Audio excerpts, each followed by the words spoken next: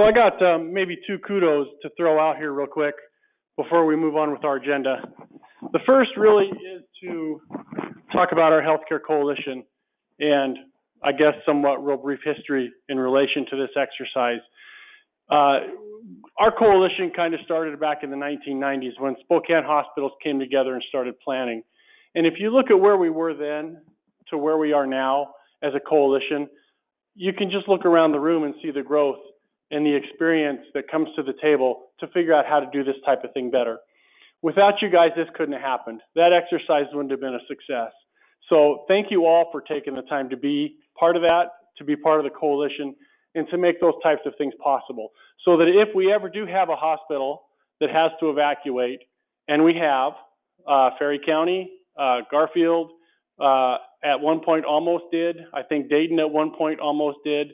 So these things will happen. We're better prepared to deal with it. So that's one. Thank you all for that work. Number two, Casey, stand up, please. We've had a lot of exercises since 1995 in our region, and we have really tried hard to have regional exercises that are pulled off effectively and efficiently. And it is a struggle to make that work. Somebody's always left out. Somebody's forgotten. We didn't get to play. I mean, it's just huge with this many partners to have an exercise with such success. And I told Casey last year that he had an impossible task. And I'll be honest, I didn't think he could do it. He did do it. He pulled off 3 exercises, huge exercises throughout our region at a phenomenal level that really, I think, provided us with some great learning opportunities that we can grab onto. So Casey, thank you very much for that work.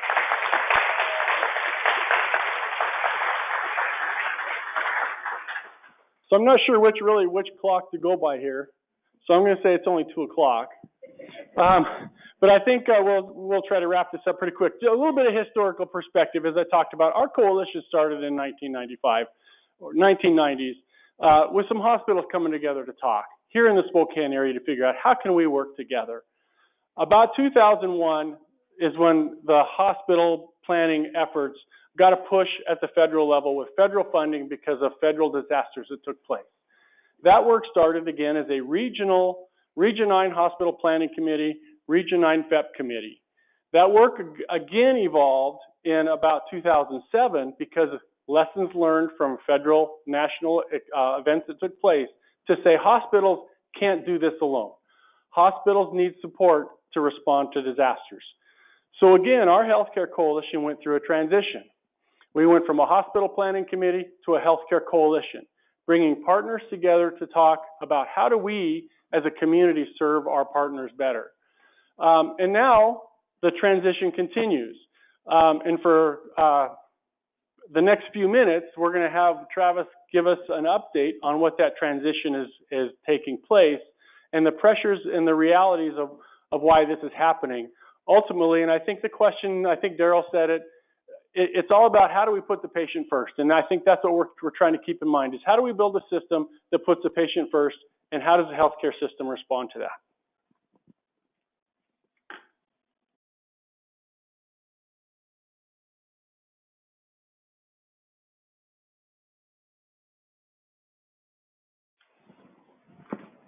Thank you, Ed. This conversation deserves more time than we have for the day, but I am going to briefly provide a quick update to all of you on where we're at with our coalition, kind of the agency, and how we're structured ourselves going forward, and why this is a very special item. So this is the change that's in front of us, and it's a pretty substantial change in how we organize our work. In this slide, you'll see that there is a new name for this organization. You'll see there's a new geography, and you'll see that it's all in draft. What we're talking about is expanding the scope of our healthcare coalition to encompass all of Eastern Washington. 25% of the state's population, 66% of the state's geography, and working across 3 catchment areas to be able to ensure that everyone in the state has access to the services the healthcare coalition provides. This is a pretty substantial structural change in the way we organize our healthcare preparedness and response in Washington state. To Ed's point, there's a long history that's brought us to this point. I want to take a few minutes to walk us through where we're at and what's in front of us for the next couple steps through this transition process. Like I said, this is a draft, and I want to elaborate on that because this really is a moment in our coalition's history where your feedback and input will help guide the path forward. What you're about to see as the proposal and kind of the path ahead really is based on the input we've received to this point, but also what we'll need from all of you to contribute and shape and sculpt the path ahead. So know that nothing is firmly set in stone other than some of the decisions that have been made that have brought us to this point. We also know that we're going to have to rename this entire thing. I think many of you have probably taken the name Region 9 Healthcare Coalition to your executive leadership, and they said, Region 9 what? And I think that one of the opportunities in front of us is to realize that all three of these coalitions coming together is a chance to make sure that we're organizing and naming ourselves in a way that's meaningful to all of us. So there's a lot at stake here. But what is this, and what does this all mean? At the heart of healthcare preparedness and response planning is exactly what I see in front of me, which is a group of people doing community-based planning and being ready to respond as a collective. How many of you have enough stuff within your walls to handle a situation like what we heard about earlier today? How many of you have enough staffing to deal with that independently, without outside aid? And how many of you have enough space to relocate an entire population like that? No one. And that's the fundamental foundation of what a coalition is. It's realizing that we will never be able to have enough caches or stockpiles, that the only solution is working cooperatively and working across organizations, across geography, county lines, planning regions, across different disciplines in order to make sure that we're able to shift resources with good information to ensure that we're able to maintain continuity of operations and provide patient care. And that's really what's been happening in Washington State, is pulling together stakeholder groups like this to make sure that we're working as a collective to ensure that we sustain services during a surge or during disaster and evacuation. The wisdom of that was, codified into healthcare coalition language in 2007, like Ed mentioned, when at a federal level, healthcare coalitions were adopted as a national planning framework that we could start to build from. They took some of the healthcare preparedness, hospital preparedness funding that we had coming into our region at that time and gave it additional expectations or duties and responsibilities. That funding is what funds the staff that you've worked with in the past through our Healthcare Coalition, and it's the same funding that funds 6 coalitions across Washington State at this point. All of that is funding that comes through Washington State Department of Health as the grantor, as the recipient of that grant, who then subcontracts back out across the state. All of this has been going on with a lot of hard work and discipline, and this Jesse Owens quote came to mind when I realized how much we've all contributed to get to this point, because we all know that this is really important. We're here because it doesn't matter if you're in a bus accident in Quincy, Washington, or you're dealing with a national level hazardous materials situation in Hanford, that all citizens in Washington State should be able to have access to healthcare at the time of need. So this is a pretty substantial change, and it didn't come without a lot of conversation to get to this point. Some of the people that I've worked with at a state level who have been involved in these conversations longer than I have mentioned that this slide doesn't go back far enough, that they've mentioned that a lot of the work conversations in 2014 and 15 are really relevant to this. A little bit of backstory: in 2014, the federal program that we received funding from for this work received a 40% cut. And that really precipitated a lot of strategic planning around the state and really helped the Healthcare Coalition here in Region 9 organize itself in a way that was thinking about sustainability and future development. That was accelerated in 2015 in some ways when the state started having conversations about ensuring that we are organizing our work in the state in a way that makes sense, that's being done well. They put that into a white paper in 2016 that started this conversation at the state level with all of the existing healthcare coalitions. The outcome of that discussion process was the contraction from 8 healthcare coalitions in Washington State down to 6. That also came with the application of multi-regional services, a group of people who would work across Western and Eastern Washington in a way that, with the intent of creating consistency and continuity to the healthcare coalitions across the state. At the end of that process, we came back to the table in the Department of Health, citing some change drivers that I'll talk about in more specificity in a moment, pushed us to continue to evolve the work of the healthcare preparedness and response structure in the state around healthcare. And from that came a conversation that ultimately said in October of last year that we couldn't continue to do work the way we're doing it today, that we need to organize ourselves in a new way that'll deal with some of these change drivers. From that, more work groups came together and laid out some models, and it was on March 8th, just a little bit more 2 months ago, that the decision was made by Washington State Department of Health Secretary Weissman that we would contract down to 2 healthcare coalitions in Washington State. So since then, I mentioned draft because this has been a pretty accelerated process to try and figure out how we're going to be able to continue this work with a brand new geography and scope of area.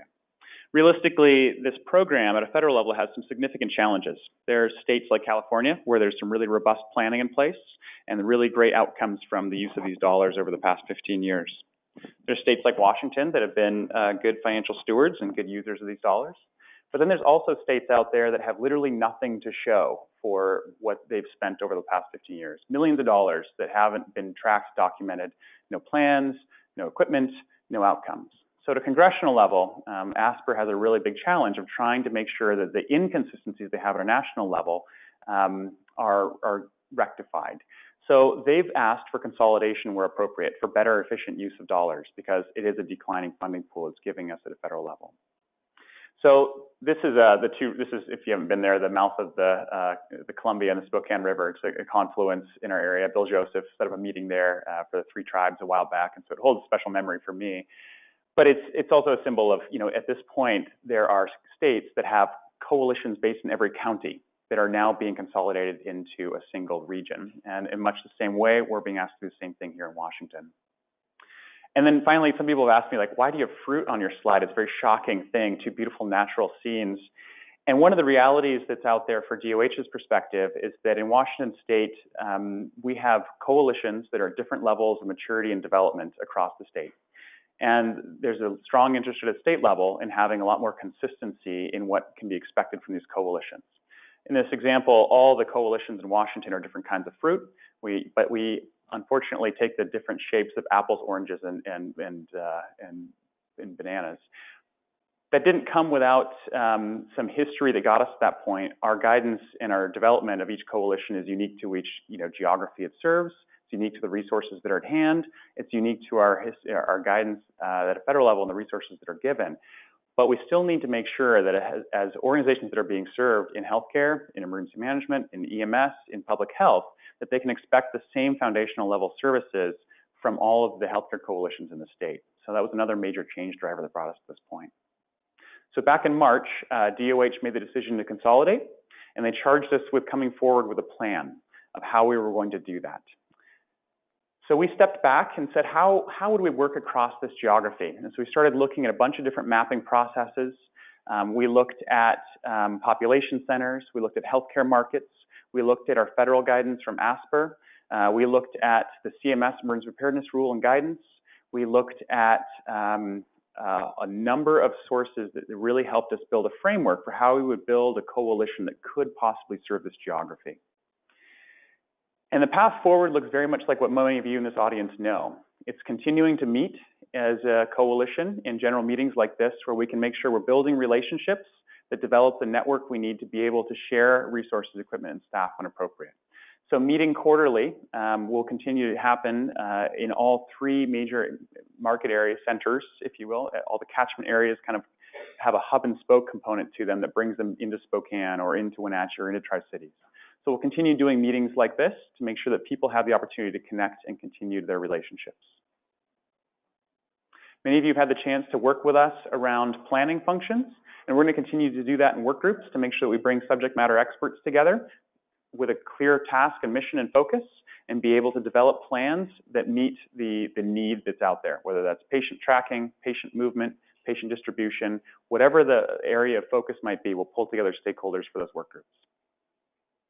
And then finally, we'll have a core member advisory group that's pulling representatives and leaders from all 3 of those different catchment areas into a single group that can advise us, inform us, and help make some determinations if the plans that are developed are appropriate and ultimately approve those for use at a regional level. So we'll have a representative model for our coalition's governance. Some of this will shift. We will definitely take advantage of virtual components and technologies as our geography is expanded.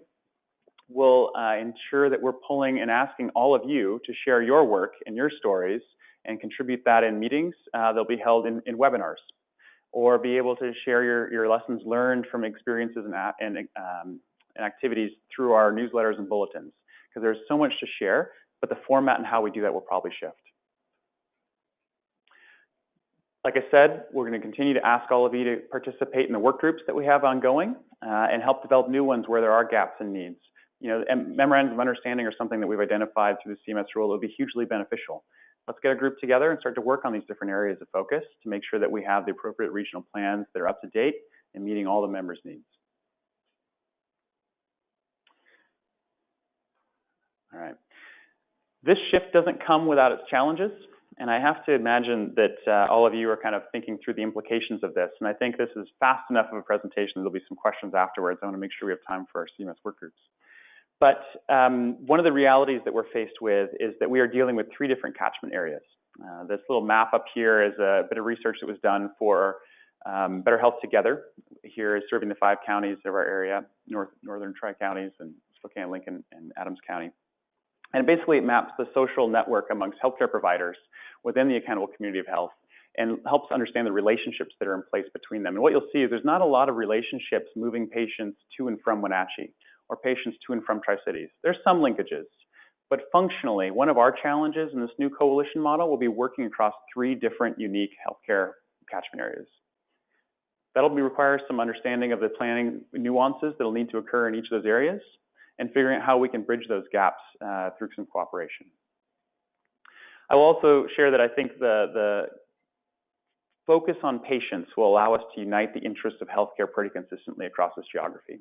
But I think we've got a real challenge with working across 24 different emergency management programs, 21 different public health programs, 3 different EMS regions. I think in some ways the governmental functions that we'll be working across will be as much of a challenge as anything else that we have in this space.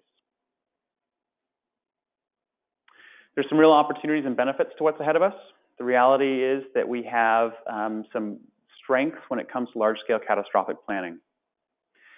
Tying in federal assets and being able to understand how to connect them with local resources will be, a strength that we can be able to build towards as we look at Cascadia Rising in 2022. We certainly understand that the planning functions around patient tracking, about acute infectious disease transference, some of these things that really will require better statewide consistency will become something that will be much easier to achieve working across this big of a planning area. And then I'm really excited, the other piece that I see as an opportunity is some of the expertise and skills here, being able to pull from the same expertise and skill, the other unique novel expertise and skills in the existing healthcare coalition in Region 8 around Hanford and hazardous materials, pulling from the wildfire evacuation experience in north central Washington. There's so much more experience to draw from, and that sharing of learnings will just be much richer as we expand that pool of knowledge. So I put in Escher because it feels like we're going up, down, sideways, and left and right with all these changes. And I think that's more internally than it is externally. But I wanted to walk through a couple next steps of what you can expect from this process as the decisions are made. We spent the last 2 months surveying stakeholders from across the geography and working with state agencies and others to develop this plan. And frankly, a lot of it's been spent on the planning side to make sure that we have some good structure going forward. But we have a frequently asked questions document here in print if you want to take one with you, and it answers some questions that might be on your mind. Hannah's got those on the back there. And that's available, and it'll be circulated digitally as well. And there'll also be a flyer that goes with that outlines essentially the situation that's occurring. And our hope is that those tools will help you share this shift in our planning scope and geography with any leadership in your organization that might be appropriate. And if there are further questions that we need to, please reach out and let us know as we move forward. We're going to continue to do some key informant interviews across the entire geography to make sure that we understand what the strengths of the existing coalitions are. And so if any of you have any specific things that you want to ensure continue to happen and going forward, please let us know. If we don't know what those things are that you want, we won't be able to build a structure to make that continue. We're working on our staffing models internally. We will be hiring a new position to focus on response coordination and integration. And then we'll continue to figure out what the name of this new coalition is. And that'll come through a small cohort group that'll work with some branding communication experts to develop an appropriate moniker that we can push out with some appropriate language and visuals. We're going to develop a calendar of events, so all of you can start to plan the next year's worth of meetings, some of the exercise structures that we've got underway. We'll be doing work across the entire area, so understanding how we can balance the resources that are available into those other sectors of the state will be important. We'll continue on with meetings with Region 7 and 8 as they currently exist. We'll be meeting with hospitals across the entire geography where appropriate, with staff in June and August, and then ultimately on July 1st was when the Integrated Healthcare Coalition will come together. I took out a slide. I just love this Jack Welch piece that I will cite real quick, and it says, you know, if you don't control your own destiny, somebody else will. And I think it's really apt in this situation. A lot of you have brought us to this point, and I look at Ed and so many others around this table who have contributed to building this healthcare coalition to where it is today. And it was through a lot of effort and energy and community engagement that allowed us to get to the spot where, thankfully, we'll be housing all these services and functions here in Spokane and be able to continue the great work that's underway. The reality is, though, if we do want to build something differently, or if we want some other structure or engagement, we need to be thinking that way and take ownership and control and make sure that we're able to sustain this work well beyond the directives that are given to us at a federal or state level.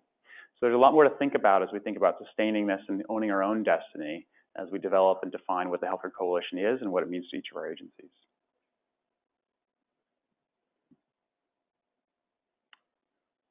I've got some time for questions.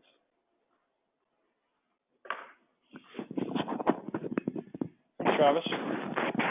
So I think just to add to that, I think, you know, something to take into account is Region 9, I think, has been blessed, and that's why I think Region 9 has the opportunity to lead this work for all of Eastern Washington. And a big part of that is the leadership at Spokane Regional Health District, who has really stepped up behind the work that this coalition has done and the staffing that they've provided to do the work. The other big mover and the reason why we are doing this and I think that we can be successful is because of all of you and the work that you have done to come together as a coalition to really make the achievements that we have. And the third reason why I think this is there's a successful opportunity here is because of the staff at the Region 9 Healthcare Coalition has and their capabilities and their commitment to this work is just phenomenal. And has taken us to a level that a lot of the coalitions around this state haven't yet achieved.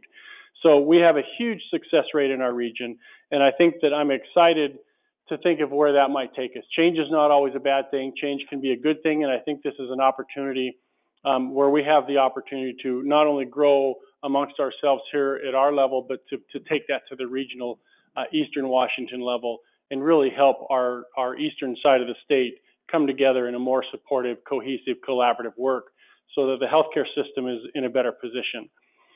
Just a couple more announcements that I have to let people know of things that are going on.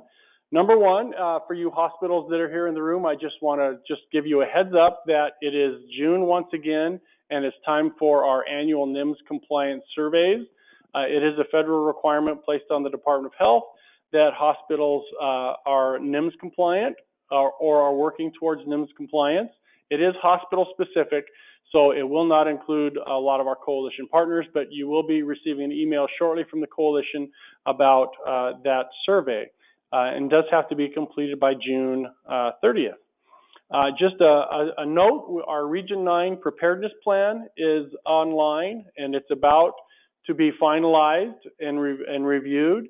So if you haven't had an opportunity and want to take a look at that plan, it's on the HCC website.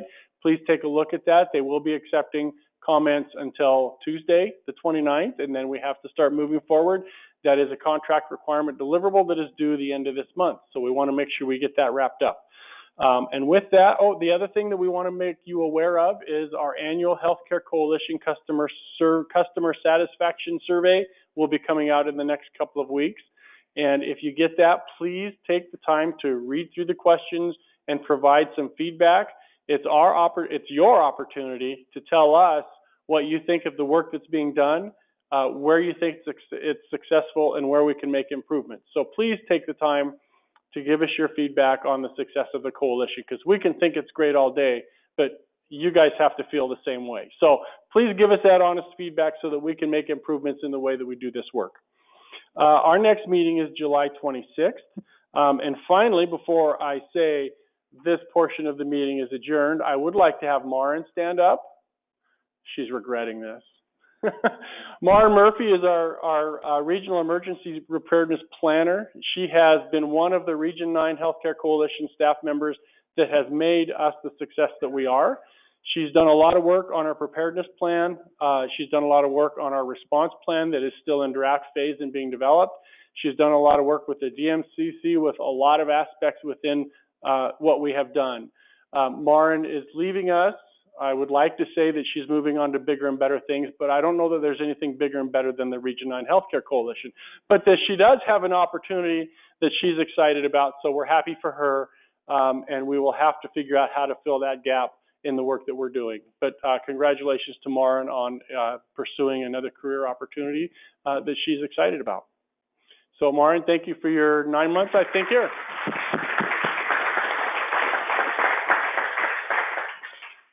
And with that, I think our meeting is complete. I would just throw this out. I'm not going to hold people to CMS work groups, but if you as a work group want to get together real quick, touch base, see where you're at, see where you want to go, you're more than welcome to do that. That we have an ambulatory surgery center work group. If you are willing and want to meet real quick up here up front with Carolyn, that would be great. Skilled nursing and home health back in the back corner where Tiffany's located if you want to just touch base real quick before you part. And any other general members that don't fit under those categories, we can get together up here in the front corner and have a quick touch base conversation if you would like to. Thank you very much. Enjoy your day. And we're moving on to the next best thing.